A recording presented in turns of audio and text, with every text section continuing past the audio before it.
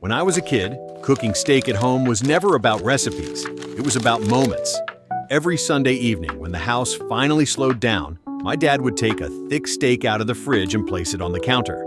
No rush, no timers, just patience. He always said, "Cold meat never cooks right."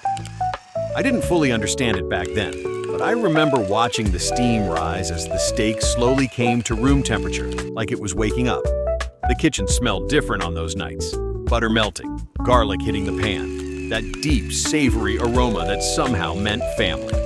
I'd sit at the kitchen table pretending to do homework, but really I was watching him from the corner of my eye. There was no thermometer, no app, just touch and instinct. He would press the steak with his finger and nod to himself, as if the meat was speaking back. Sometimes it was perfect, sometimes it wasn't. When it was overcooked, we didn't complain. He'd laugh and say, "That's how you learn." And when it was just right, juicy, pink in the center, he'd cut into it slowly, almost respectfully, like he was proud of what he'd made. My job was seasoning. He'd hand me the salt and pepper and let me grind it over the steak like it was the most important task in the world.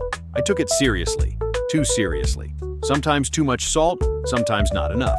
But he never stopped me. He just trusted me. Years passed. Life got louder, faster. We stopped cooking together as often. I moved out. He got older. The first time I cooked steak in my own kitchen, I tried to do it the same way. I waited, I listened, I guessed, and I messed it up. That's when I realized something. What I missed wasn't just the steak. It was the confidence, the calm, the feeling that someone had done this 100 times before and knew it would turn out okay. Now, when I cook steak, I still slow down. I still let it rest. I still season it carefully. But I also use tools my dad never had. Things that remove the guesswork so I can focus on what matters. And every time I slice into a perfectly cooked steak, I think about those quiet Sundays, the sound of butter in the pan, and a kid who believed that standing next to the stove was the best place in the world. Because cooking was never just about food. It was about learning. It was about trust. And it was about home.